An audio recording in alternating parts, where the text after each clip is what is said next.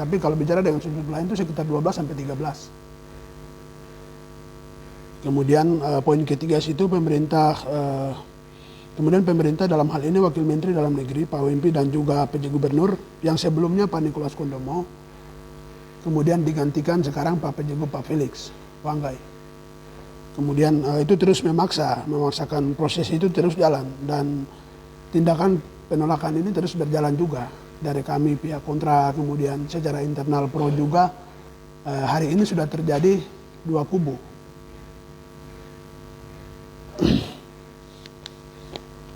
Kemudian di situ di poin kedua itu ada lokasi konflik. Kita tahu bersama ya, di tanah yang hari ini diperbincangkan itu, kalau teman-teman dari asli orang Wio dan Upula itu mengerti soal tanah di situ. Dari sebagian besar tanah yang sudah dikasih teman-teman yang di Lembas itu hanya tanah di situ. Jadi kalau sudah di situ lagi dipaksakan untuk dilakukan, berarti teman-teman yang ada di situ akan kemana? Itu akan jadi pertanyaan kita bersama. Tanah sengketa, poin pembahasan ini sangat penting karena memahami konferensif atau secara utuh oleh pemerintah. Para leluhur orang Wamena kerap sekali hidup dalam peperangan antara suku dan suku yang satu dan suku yang lain, atau aliansi yang satu dan aliansi yang lain. Peperangan sering terjadi merebut kekuasaan sampai dengan menjadi polemik, merupakan adalah tanah hasil peperangan yang hari ini sedang terjadi persoalan. Kemudian yang poin ketiga, di situ pemerintah Provinsi Papua Pegunungan itu diskriminatif. Kenapa di situ diskriminatif? Karena selama ini yang kami jalan itu yang didengar hanya pihak pro dan tidak didengar oleh pihak kami yang kontra. Itu yang pemerintah lakukan. Dan kami yang kontra mengindikasi bahwa proses pergantian terjadinya PJ Gubernur dari Bapak NKK Pak Felix Wanggai itu adalah salah satunya untuk meloloskan tujuan ini terkait penempatan kantor gubernur ini. Kemudian di situ ada beberapa dampak yang dari hasil kajian yang kami sajikan di situ. Ada dampak positif yang akan didapatkan, ada sekitar 6 poin. Yang pertama sektor politik elektoral, yang kedua sektor rekrutmen aparatur sipil negara atau ASN, kemudian yang ketiga sektor akses transportasi, kemudian yang keempat sektor ekonomi, yang kelima pembangunan infrastruktur, yang keenam sektor pendidikan. Sektor politik elektoral ini saya pikir teman-teman tahu, apalagi hari ini, besok beberapa hari lagi, kayaknya 17 hari atau 16 hari lagi kita akan masuk dalam proses pemilihan. Di dalam 14 butir permohonan yang tadi kompensasi yang saya sampaikan itu salah satunya mereka kasih masuk bagian-bagian ini. Mintanya di situ, kami minta ini, itu, dan segala macam. Tapi secara data real untuk 14 poin yang mereka sampaikan itu kami tidak bisa sampaikan. Kemudian ada juga dong sampaikan bahwa rekrutmen ASN. Dong mintanya itu nanti misalnya kalau dikasih tanah dari Wilisi Woma masuk ke NS secara artinya semacam dikasihlah sebagai bahan hadiah begitu. Kemudian ada akses transportasi. Kalau bicara soal akses transportasi berarti kalau untuk WLC dan WOMA itu saya pikir dekat dengan kota. Kemudian sektor ekonomi. Dengan secara tidak langsung ketika ada pembangunan sektor ekonomi akan meningkat. Tetapi sektor ekonomi itu akan membawa kebahagiaan di kalangan masyarakat atau tidak, atau hanya segelintir orang. Kemudian yang kelima itu pembangunan dan infrastruktur. Secara tidak langsung kalau bicara soal penempatan kantor gubernur, otomatis infrastruktur itu akan masuk. Entah itu gedung-gedung. Ini yang belum, kalau dia masuk itu hanya gedung saja ya. Gedung kantor gubernur, belum perumahannya. Belum perumahan staf-staf dan lain segala macam. Itu otomatis di tempat yang hari ini dibicarakan itu tidak bisa. Kemudian ada sektor pendidikan. Itu mereka sampaikan bahwa anak-anak dari WLC dan WOMA itu akan dikasih biaya beasiswa dan sekolah gratis begitu. Tapi berdasarkan pengalaman yang hari ini ada kan beda. Sebelum dimekarkan setelah BOB tahun 2022 itu kan beda ceritanya. Kemudian ada dampak-dampak negatif juga yang sudah dituliskan di situ. Teman-teman bisa ikuti. Ada beberapa, kemudian aspek perkebunan dan pertanian akan berdampak, aspek pangan, kemudian aspek kesehatan, aspek populasi, aspek keamanan dan HAM, aspek lingkungan, aspek ekonomi, dan juga aspek aliansi atau komunal. Itu tentu akan berdampak Jadi di dalam dinamika yang berlangsung ini, dampak negatif lebih banyak dibandingkan dampak positif. Begitu. Kita hari ini kaget ketika barang sudah masuk baru kaget. Jadi sebelum masuk itu kita tidak kaget. Di situ ada dampak pertanian dan perkebunan. Hari ini di sana itu adalah tempat di mana ekonomi produktif tempatnya di sana begitu. Kemudian pangan yang selama ini di situ keladi, ubi dan segala macam yang ada di situ secara tidak langsung akan ditutup. Dan beberapa hari lalu kami lakukan konferensi pers di kantor ALDP dan di situ mereka sudah lakukan pembongkaran secara paksa dan dijaga oleh pihak keamanan. Jadi langsung jaga dengan Polri. Kemudian aspek populasi, dampak dari situ populasinya akan besar. Populasi meskipun baik dari populasi manusianya sampai dengan populasi lingkungannya itu akan berpengaruh. Kemudian aspek HAM ini tentu tetap akan terjadi. Jika memang dipaksakan untuk barang ini terus jalan berarti otomatis akan terjadi gesekan antara pihak pro dan kontra dan juga antara pihak pro dan kontra secara internal baik dari masyarakat maupun kepada pemerintah juga bisa terjadi. Pertanyaan yang hari ini kita refleksikan seharusnya begini, Provinsi Papua Barat Daya sedang jalan dan dia punya pembangunan, Provinsi Papua Selatan sedang jalan, Papua Tengah sedang jalan, tapi kenapa Provinsi Papua Pegunungan sampai detik ini masih belum jalan? Begitu. 3 provinsi sudah, cuman Provinsi Papua Pegunungan belum. Karena itu, dia tidak memiliki kajian-kajian dasar AMDAL, kemudian apa yang akan, itu semua dia tidak memiliki. Hanya masuk dengan kepentingan beberapa orang. Kemudian ada pun upaya-upaya yang kami lakukan itu banyak. Baik secara diskusi begini, sampai dengan turun aksi itu banyak. Teman-teman di Wamena, sampai dan kita di sini, tetap di sini lakukan dengan berbagai cara. Saya pikir teman-teman mahasiswa di Jayapura dan juga beberapa lain telah mengikuti diskusi ini. Teman-teman bisa lihat ada beberapa potretan yang kami lakukan itu hanya sebagian yang saya kasih masuk, tapi sebagian besar tidak dimasukkan. Itu yang mungkin dapat saya bisa sampaikan. Kemudian di bagian penutup situ ada rekomendasi-rekomendasi yang kami tuliskan. Kemudian persoalan serius itu ada sekitar 12 poin, tetapi akan disampaikan di akhir dari diskusi ini, yang kita akan diskusi berbagi. Kemudian ada sekitar 4 atau 5 rekomendasi yang kita lahirkan dan kita akan diskusikan sebentar bersama. Mungkin kurang dan lebih seperti begitu yang saya bisa sampaikan. Satu hal yang teman-teman kita perlu tahu dan perlu publik juga ketahui bahwa persoalan tanah adat di wilayah Welesi dan Woma masih bermasalah. Masih bermasalah dan sampai dengan hari ini. Jadi saya selaku mahasiswa yang berasal dari sana juga dan juga kalau bicara secara klan dan suku di sana itu saya yang harus bicara di situ. Jadi tidak salah kalau saya yang bicara di situ. Jadi harapannya teman-teman yang memiliki tanah adat di setiap daerah yang ada di seluruh Papua secara umum, tapi secara khusus di Jayujaya, itu hari ini kami Welesi dan Woma yang hadapi, tapi teman-teman di beberapa distrik lain akan hadapi. Harapannya diskusi begini dilancarkan di setiap ikatan yang ada, supaya menjadi kekuatan awal dan ketika berikutnya pemerintah memaksakan sesuatu begini bisa menjadi kekuatan utama pengalaman yang ada. Dan saya pikir diskusi-diskusi kecil-kecilan begini sederhana tapi dia akan berdampak sekali. Bagaimana cara kita berpikir, bagaimana cara kita bertindak di lapangan, begitu. Itu akan berpengaruh sekali. Jadi harapannya teman-teman mahasiswa tidak hanya bicara soal mahasiswa, tapi tunjukkan bahwa saya ini mahasiswa yang benar-benar begitu. Kita selalu dikasih tahu materi tentang kepemimpinan dan segala macam, kita belajar yang namanya mahasiswa dan mahasiswa. Tinggal teman-teman kita seleksi sendiri. Saya lebih kepala ranah mahasiswa, jadi saya sampaikan supaya teman-teman bisa menempatkan diri sesuai dengan yang ada. Harapan saya secara pribadi teman-teman mulai dari hari ini kami dari Welesi dan Woma yang hadapi, tapi ke depan jangan sampai di beberapa lain yang terjadi. Teman-teman mulai dari hari ini keluar dan sampaikan ke setiap orang tua, jangan jual tanah dan jangan hibahkan tanah, apalagi tanah adat, itu bermasalah sekali. Jadi harapannya teman-teman tetap memperkuat, apalagi kalau kita yang di sini telepon yang contoh kecil saja, telepon dari bapak dan mama, tanya kabar, sampaikan, bapak mama tolong jangan jual tanah, itu sangat penting. Tolong jangan jual tanah, itu saja. Kekuatan utama ada di keluarga, karena organisasi terkecil dalam kehidupan itu ada di keluarga. Dari situ kita akan belajar bagaimana kita menyampaikan sesuatu yang baik. Kita punya orang-orang tua yang hari ini selama ini sudah terima dan segala macam tidak tahu.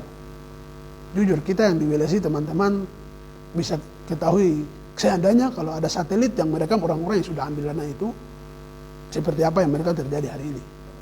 Tidak tahu. Tuhan sudah kasih, alam sudah kasih cobaan ke mereka. Dari anak-anaknya sampai dengan istrinya, sampai dengan orang-orangnya sudah. Tuhan bilang kamu kembali ke saya. Itu artinya dead, meninggal. Nah, jangan sampai hal itu terjadi di teman-teman lain. Teman-teman antisipasi itu, kita jalan bersama-sama. Sekali lagi saya tekankan, tanah di wilayah WLSI dan Woma masih bermasalah.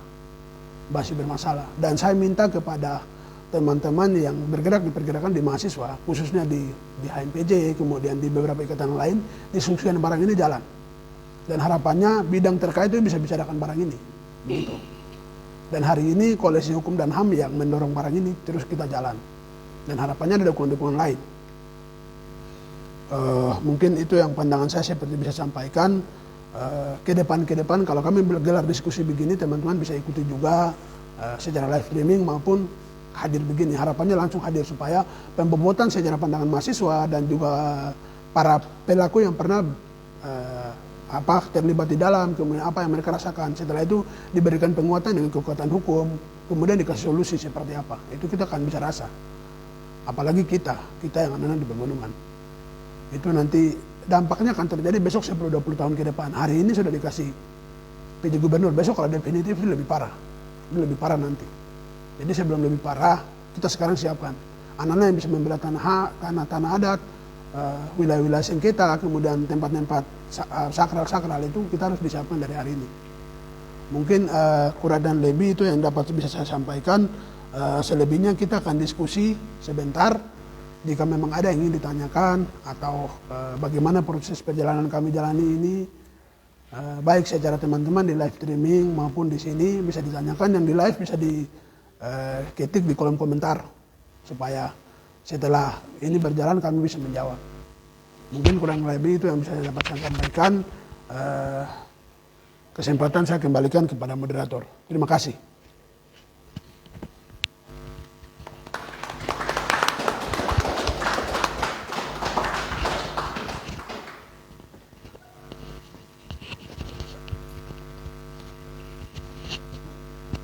Baik, terima kasih kepada kakak moderator yang mana menyampaikan materi pertama. Mungkin untuk sesi tanya jawab sekalian sebentar, mungkin 3 materi mungkin semua selesai dipaparkan, baru nanti sekalian masuk dan tanya jawab. Jadi untuk kasih kesempatan lagi buat kakak moderator yang kedua yaitu Anastasia Manong untuk minta maaf. Pemateri yang kedua yaitu kakak Anastasia. Untuk itu waktu dan tempat silakan.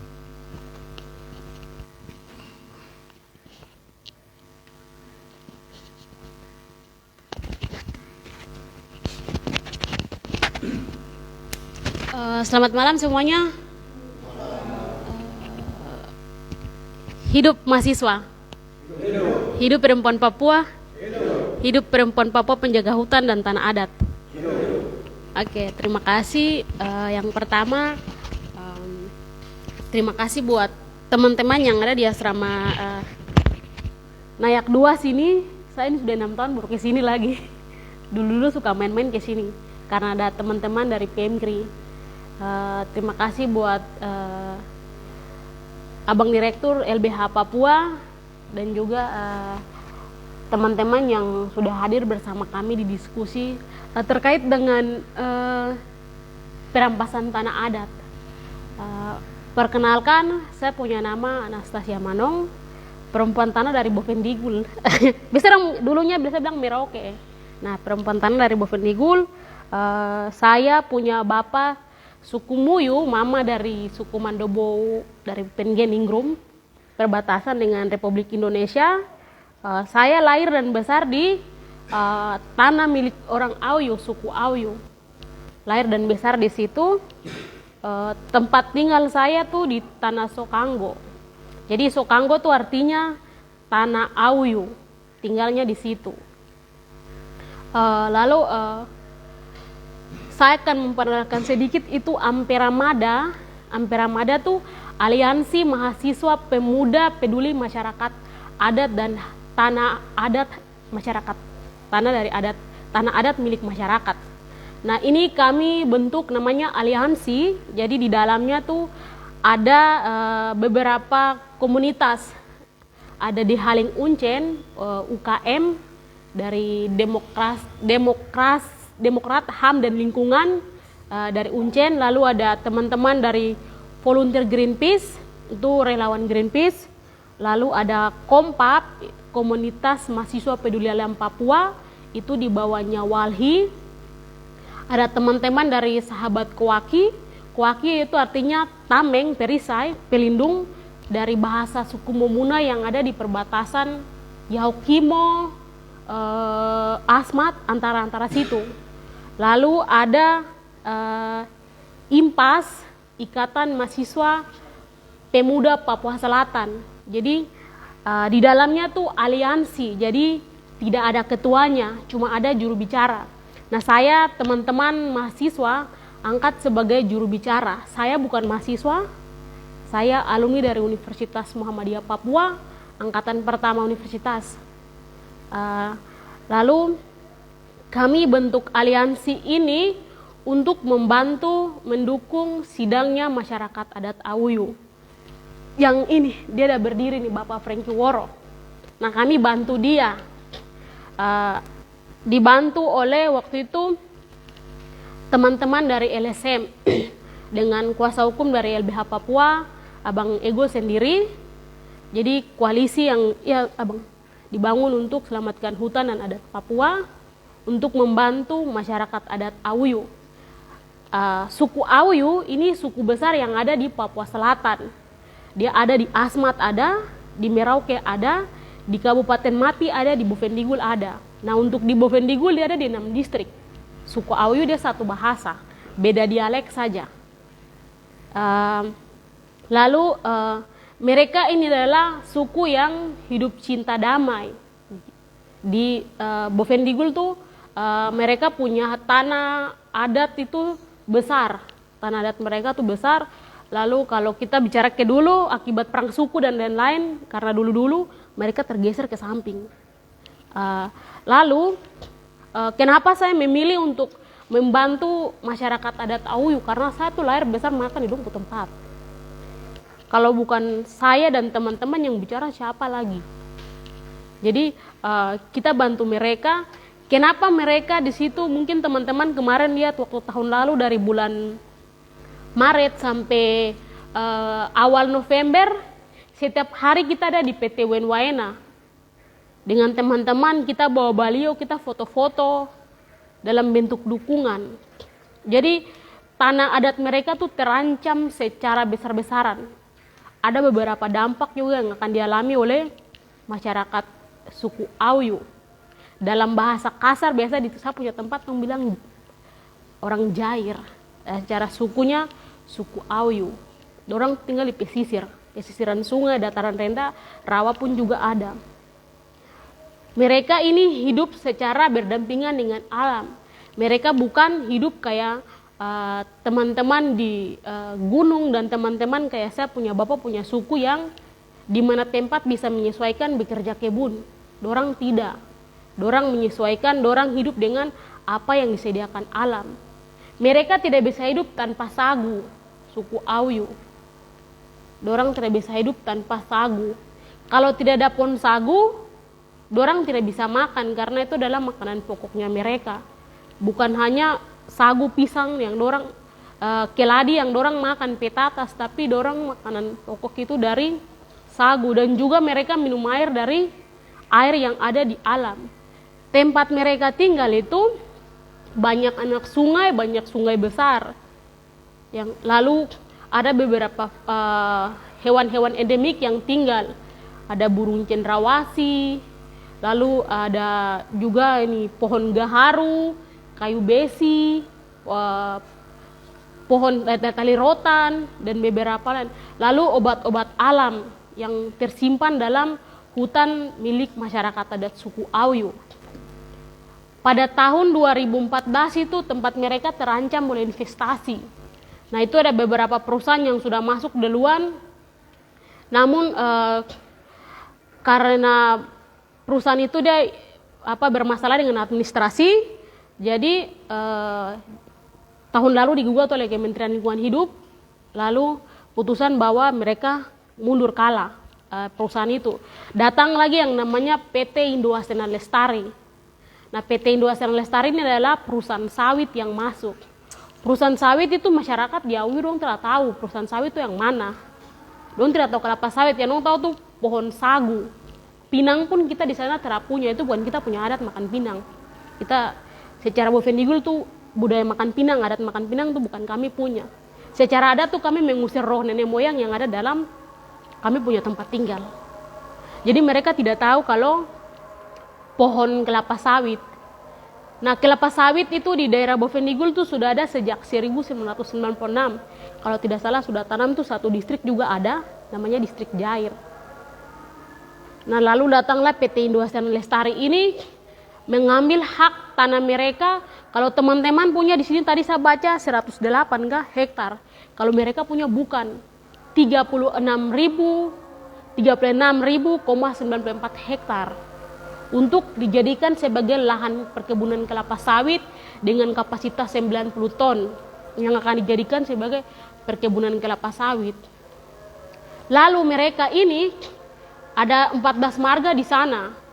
Di dalam suku itu baru ada di distrik Jair dan juga di distrik Mandobo, berada di Kampung Ampera. Itu di pinggir sungai besar kayak Kali Digul, Kali Mamberamo, itu sama. Dorang dua satu adik kakak sungai seperti begitu. Jadi dia akan jadikan perkebunan kelapa sawit di tanah milik suku Auyu. Nah, lalu siapa sih yang memberikan tanah itu kepada PT Indonesia Lestari? Pemerintah lah yang memberikan, yang melelang menjual tanah milik masyarakat adat Auyu. Sama hal dengan teman-teman yang ada di daerah Walesi sana, teman-teman yang ada di daerah Uma dan juga ya Walesi. Itu pemerintah adalah aktor yang menjual tanah dari masyarakat adat Auyu. Kita ketahui tanah di Papua milik marga. Nah, kalau di saya punya tempat, perempuan ada hak tanah juga. Tetapi tidak sebesar laki-laki dorang, tapi diberikan hak tanah. Begitu. Jadi pemerintah ini memberikan tanah adat milik masyarakat adat Auyu kepada PT Indo Asena Lestari. Lalu PT Indo Asena Lestari datang, dorang mensosialisasikan kepada masyarakat terkait dengan adanya perusahaan sawit yang akan masuk di 36.000 hektar tanah milik masyarakat adat Auyu ini untuk jadikan perkebunan kelapa sawit. Karena ada beberapa masyarakat itu yang memang dorang menerima adanya kelapa sawit masuk, jadi yang menerima ini pemerintah sudah bawa dorang datang bertemu dengan pihak perusahaan. Pihak perusahaan juga itu yang pertama bukan di tempat terbuka tetapi di rumah. Di rumah ada satu keluarga mereka untuk memberikan penjelasan terkait adanya perusahaan. Mereka mensetujui hal itu. Lalu sudah terjadi tanda tangan dan lain-lain. Setelah itu kakak Franky ini dia tidak mau memberikan dia punya tanah adat itu kepada PT Indo Asena Lestari. Karena kenapa? Dalam satu marga itu ada beberapa klay marga. Lalu turunannya itu banyak anak laki-laki. Nah, dalam tradisi orang Papua tuh kan anak laki-laki itu kan bertanggung jawab mewarisi marga dan menghidupi keluarga dan lain-lain. Lalu mereka nih bukan orang yang bisa kerja di perusahaan sawit. Dong tidak bisa kerja di perusahaan sawit. Dong cuma bisa dari perahu, dong molo ikan di dalam sungai, lalu dong cari makanan yang ada di hutan. Dong air pun dong tidak masak, dong minum saja. Jadi dia melawan, dia menentang masyarakat sebagian yang memang memberikan tanah itu yang menyetujui, dong setujui tanah ini dijadikan perkebunan kelapa sawit. Nah, Jadilah itu pertengkaran dalam keluarga di kakak kayak tadi dia sampaikan. Ada masyarakat yang terima, tidak terima. Jadilah dorang bermusuhan dalam keluarga. Akibat dari tanah milik marga ini dijadikan kakak dia punya kalau tidak salah 200 yang mau dijadikan 200 hektar yang mau dijadikan perkebunan kelapa sawit. Nah, PT Indonesia Lestari itu masuk di dia daerah itu. Jadi dia bagaimana mengupayakan untuk dia menjaga dia punya tanah adat ini sehingga tidak beralih fungsi kepada orang lain, dijadikan sebagai lahan kelapa sawit, dijadikan sebagai pangan jagung kayak gagal di Kerom. Dia tidak mau jadikan kayak di PT Freeport yang sudah gali tanah dalam rusak. Dia tidak mau. Karena kalau dia jual tanah, dia punya generasi tidak bisa makan. Karena pada dasarnya itu, suku itu, dia tidak bisa pergi minta ke orang lain. Dan dia tidak bisa pergi cari makan di marga sebelah punya tempat. Kalau dia pergi cari makan, tetap bunuh mati. Dan itu tidak ada cerita habis, kok kubur langsung. Makanya kakak Franky ini dia mau tahan dia punya tanah adat. Pada tanggal 13 Maret, kakak Franky dia mengajukan pengajuan di PT Waena bersama kuasa hukum Abang Ego sendiri dengan mengumpulkan beberapa bukti dokumen, lalu alat bahan obat-obatan dari alam, lalu dia menjelaskan tentang batas wilayah adat yang menerangkan tentang marga, batas kali dan lain-lain. Kita ke PT Waena, jadi di sana kita sidang. Di sana ada teman-teman koalisi, ada Pusaka, Bentala Rakyat, itu LSM juga, terus ada Greenpeace Indonesia. Greenpeace Indonesia itu dari luar tapi mereka punya jaringan sampai di Papua. Greenpeace Hijau Damai artinya hijau damai. Ada Walhi Papua juga yang bantu sebagai koalisi di dalamnya. Jadi kami melakukan gugatan di PT Waena. Jadi saya tukang bawa teman-teman mahasiswa, saya buang flyer. Kami melakukan konsolidasi dengan cara kita nonton film di asrama-asrama. Nah, di asrama Nayak ini dengan asrama Jayawijaya, pada dasarnya teman-teman yang ada di Lapago tuh kita belum pernah pergi nonton film. Kita mau kasih tahu ini loh yang terjadi, bukan di teman-teman pu tempat, tapi di saya pu tempat. Nanti ketika model begini terjadilah di teman-teman punya tempat juga. Kayak sekarang terjadi perampasan tanah, di mana tempat ini berkembangan ekonomi, memuat tanam-tanam keladi, tanam-tanam ubi, berjualan untuk anak sekolah, untuk kita makan sehari-hari. Nah, itu ada beberapa film-film yang kita putar di asrama-asrama untuk kita nonton. Jadi kita kasih lihat di teman-teman. Kalau teman-teman punya pemikiran, punya pemahaman, pendapat bersama dengan kami, kita ajak ke PT UN supaya kita melihat proses sidang, itu kita membantu untuk memberikan dukungan kepada Bapak Franky Woro dan juga Bapak Kasim, dong dua sebagai pemilik marga di situ yang memprotes tanah. Selama sidang kurang lebih 7 bulan, mereka membawa 6 saksi fakta, 2 saksi ahli yang menerangkan tentang situasi, kondisi, dampak dan lain-lain. Nah, pemerintah dengan perusahaan membuat analisis mengenai dampak lingkungan tidak melibatkan Franky Woro, yang tadi dia bilang AMDAL itu. Nah, itu AMDAL itu tuh yang akan ketika pemerintah dong mau sesuatu, kedepannya masyarakatnya nanti jadi apa, begitu. Apakah masih dilihat oleh pemerintah, apakah masih dilihat oleh masyarakat, perusahaan kepada masyarakat yang ada di situ dampaknya.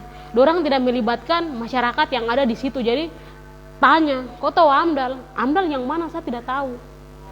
Oh, ada perusahaan datang dong sosialisasi, dong bilang nanti dampak kalau perusahaan masuk, tidak ada. Jadi dong tidak tahu. Tetapi perusahaan ini udah pergi dengan pemerintah sebagai penghubung untuk penjualan tanah ini ke marga yang dorang mendukung itu. Jadi ada sebagian marga yang mendukung, di baliknya tuh kan pejabat. Kayak kita sekarang teman-teman yang ada di sana tuh kan orang Papua nih pejabat, tapi mereka melelang tanah tuh untuk dong punya keuntungan yang saat ini mereka menjabat. Mereka tidak pikir kalau mereka turun besok, dong anak-anak jadi apa, terus masyarakat ini jadi apa. itu dong kan tidak pikir. Itu terjadi di sana. Sampai kita sidang kurang lebih 7 bulan kita mengadakan konsolidasi, nonton diskusi kampanye, foto ops. Setelah itu yang nanti teman-teman bisa lihat di beberapa website, ada Pusaka, Greenpeace, terus LBH juga, itu ada foto-foto yang beredar itu terkait dengan dukungan masyarakat adat Auyu. Lalu bukan hanya dari sini, kita membuat petisi juga, ada teman-teman dari 40 negara yang mendukung dalam bentuk individu dan juga komunitas, kelompok untuk mendukung masyarakat adat Auyu dalam sidang gugatan. Selama kita sidang sampai tanggal 2 kita mendengar putusan PT WN Jayapura menolak kami punya permohonan gugatan. Permohonan gugatan. Jadi sampai situ saja kita punya kasus di PT WN Jayapura. Nah, ada beberapa surat yang menjadi pertimbangan dalam di PT WN Jayapura. Salah satunya tuh LMA lembaga masyarakat adat. Nah itu lembaga masyarakat adat tuh menjadi pertimbangan karena itu dibentuk oleh Kesbangpol. Kesbangpol itu adalah milik negara. Nah dalam tanah adat LMA itu tidak punya hak. Yang punya hak adalah marga yang punya hak. Tapi karena pertimbangan mereka sebagai sah dalam negara, jadi ada pertimbangan-pertimbangan berikut sebagai begitu. Nah, kita tidak sampai di situ saja karena kita ditolak di PT WN Jayapura, tapi sekarang kita mengupayakan bersama dengan abang, teman-teman LSM, Greenpeace dan juga Pusaka, kita membanding di PT Tun Manado. Dulunya di Makassar, sekarang Manado. Nah, kita banding di PT Tun Manado atas apa yang ketidakpuasan kita tidak diterima dan ditolak oleh PT WN Jayapura. Jadi kita membanding lagi ke PT Tun Manado untuk melihat alat bukti, dokumen dan juga saksi yang sudah kita hadirkan selama ini. Selama ini kita hadirkan di PT WN Jayapura dengan beberapa bukti yang mereka bawa, obat-obatan alam, lalu pelepas sagu tuh fungsinya untuk apa? Air yang ada di Kalimapi tuh dia punya warna kayak begini, tapi kita minum tidak ada penyakit. Dia punya warna, mau bilang kopi juga salah, warna teh tua juga salah, tapi kita tanpa masak kita bisa minum. Lalu fungsi dari sagu tuh dari akar sampai pohon kan kita sampai isinya kan kita bisa pakai buat rumah, pelehan atap, lalu kita bisa makan ulat sagu dan sagunya. Nah itu sudah sejumlah itu yang mereka sudah datang, dan sekarang ini kita lagi banding ke PT Tun Manado. Nah untuk banding ke PT Tun Manado, kami di sini di Ampera Mada dan juga teman-teman Ikatan Mahasiswa Pegunungan yang ada di Manado membantu sama seperti hal yang saya bikin di sini sekarang. Jadi mereka akan melakukan nonton dan diskusi juga pada tanggal 31 di Manado sana. Nanti kita di Jayapura juga, lalu teman-teman di Merauke dan di Sorong, karena waktu kita selama sidang mereka bantu kampanye. Bukan hanya teman-teman di Papua, tapi mahasiswa di Jogja, teman-teman di luar Papua juga membantu memberikan dukungan untuk tetap kita punya tanah adat ini kita jaga. Jangan sampai ke orang lain, jangan sampai besok kita meninggal, kita tidak punya tanah untuk kita dong kubur kita punya jenazah. Kita bayar tempat untuk kubur kita punya jenazah. Itu lalu masalah kesehatan akan berdampak pada ibu dan anak. Masalah kesehatan itu teman-teman bisa lihat, baca-baca di media, ada program food estate yang diberikan masyarakat tapi tidak dijalankan. Di sini ada Kerom di Merauke, lalu di Sorong juga ada. Nah itu dari program pemerintah. Jadi kita juga orang Papua yang duduk sebagai pejabat juga mereka tidak pikir, mereka pikir orang punya jabatan yang sekarang. Ada keluarga, saudara di kakak yang pejabat tuh kasih tau orang, "Weh, jangan jual tanah adat, tanah tuh bukan kau punya saja. Tanah tuh kita punya, apalagi beda suku, beda marga baru jual." Itu omong dia tidak punya hak untuk jual itu. Nanti yang susah tuh perempuan dan anak. Perempuan dan anak tuh yang paling rentan terhadap tanah karena mereka bekerja kebun, aktivitas tuh ada di situ. Masak pun juga kayu bakar dari hutan. Kalau dong sudah tebang kita ke hutan, nanti kita mau berkebun tidak ada tempat. Kita mau beli beras, uang dapat dari mana? Ya dari hasil olah tanah. Jangan dari hasil jual tanah. Itu beberapa yang sudah kita lakukan di sini. Nanti saya sampaikan juga kalau teman-teman ada yang mau bergabung dengan kami di UKM Uncen tanggal 31, kami akan nonton film dokumenter yang dibuat oleh teman-teman dari Greenpeace, perjalanan dari masyarakat adat Auyu bagaimana dong mempertahankan orang punya adat dan juga tanah yang ada di dorong punya tempat. Mungkin itu saja yang bisa saya sampaikan. Terima kasih, waktunya saya kembalikan.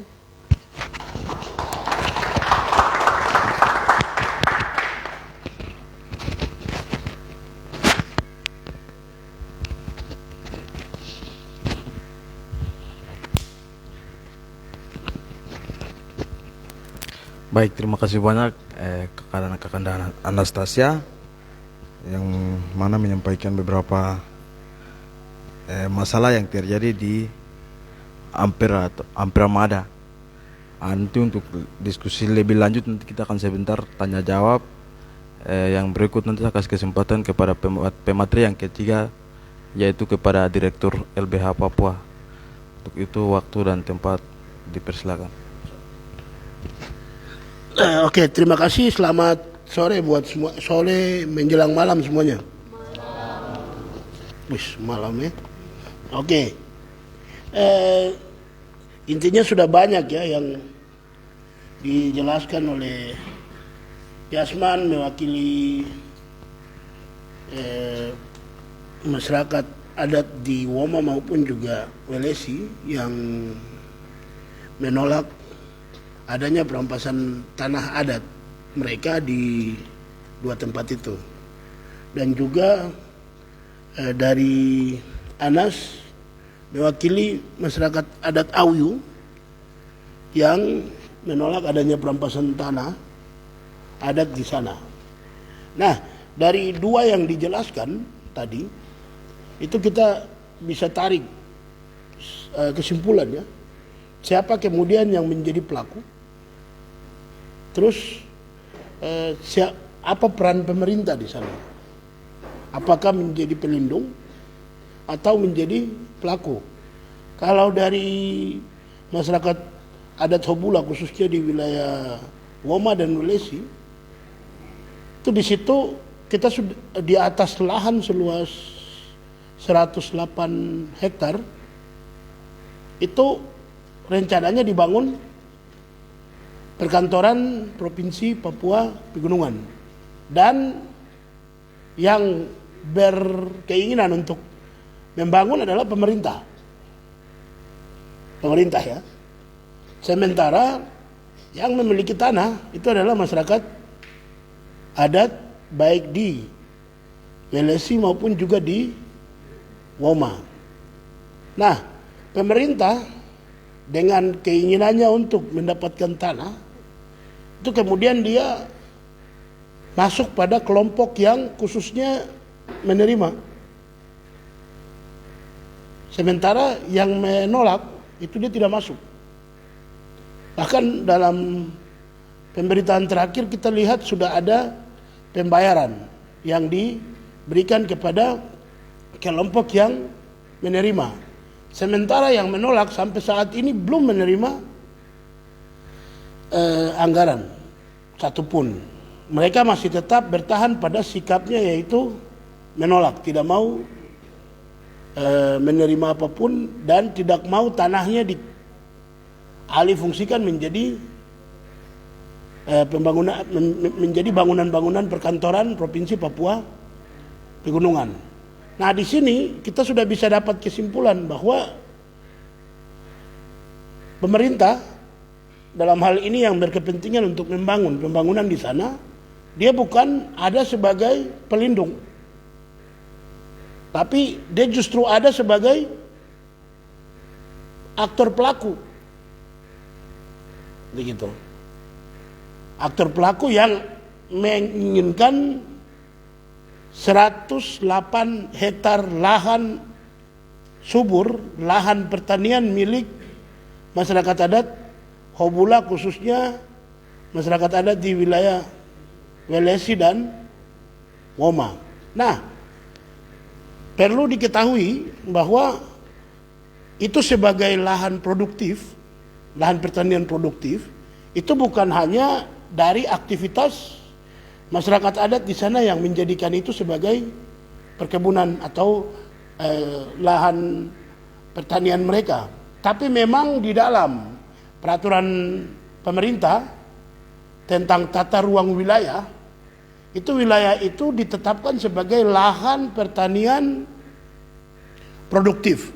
Itu mulai dari Woma sampai ke gereja Pantai Costa, naik ke atas sedikit, itu lahan pertanian produktif. Dari belakang gereja itu naik sampai ke Welesi, itu wilayah cagar alam, Taman Lawrence yang dilindungi sebagai wisata Taman Lawrence, begitu. Di tengah-tengah antara gereja itu dan sampai di kampung Jagara itu hutan lindung di situ. Jadi itu ditetapkan dalam Perda Tata Ruang Wilayah tahun 2013 sampai 2033. Petanya ada begitu, dan itu yang menetapkan adalah pemerintah Provinsi Papua dan juga oleh pemerintah Kabupaten Jayawijaya. Nah, setelah ada provinsi dan pemerintah Provinsi Papua Pegunungan menghendaki 108 hektar menjadi perkantoran, itu tentunya dia sudah menabrak Perda Tata Ruang Wilayah tadi, begitu. Nah, dengan dia tabrak ini, itu kemudian menjadi persoalan yang kedua ya. Yang sebelumnya adalah dia menciptakan dua kubu yang pro dan kontra. Yang berikutnya adalah dia menabrak tata ruang wilayah. Yang jelas-jelas itu adalah lahan produktif, hutan lindung, cagar alam, tapi dia tetap ngotot untuk dorong. Nah, selain itu, dia juga menabrak, ada aturan dalam Undang-Undang Otsus yang melindungi, mengakui masyarakat adat dan juga tanah adat. Begitu. Nah, selain itu, karena tadi RT/RW itu menyebutkan itu adalah hutan lindung, kemudian Taman Nasional Lawrence, dan juga lahan pertanian produktif, begitu. Di atas aturan yang dia sudah langgar, itu kemudian yang dia pakai hari ini adalah bagaimana caranya semakin mengentalkan konflik antara pro dan kontra. Teman-teman sudah dengar tuh kalau kelompok pro hari ini telah menerima uang, sementara kelompok kontra itu belum menerima uang dan mereka mau menolak, begitu. Dengan dua ini kan sudah bisa kita temukan ada titik api toh antara kelompok pro yang senang sama kontra yang jengkel, begitu. Penyebab ini itu disebabkan karena apa? Oleh siapa? Ya tentunya pemerintah. Kenapa? Karena dia yang kasih uang, begitu. Nah, di sini kalau kemudian kita kaji menggunakan undang-undang penanganan konflik sosial, kita sudah dapat siapa aktor pencipta konflik itu. Jelas. Dengan cara apa? Uang yang dia keluarkan. Begitu. Jadi apabila kemudian hal-hal terburuk di kemudian hari akan terjadi, maka kita sudah tahu nih, aktornya adalah pemerintah, begitu. Dia bukan lagi tadi menjadi aktor yang melindungi tanah adat, tapi dia justru menjadi aktor yang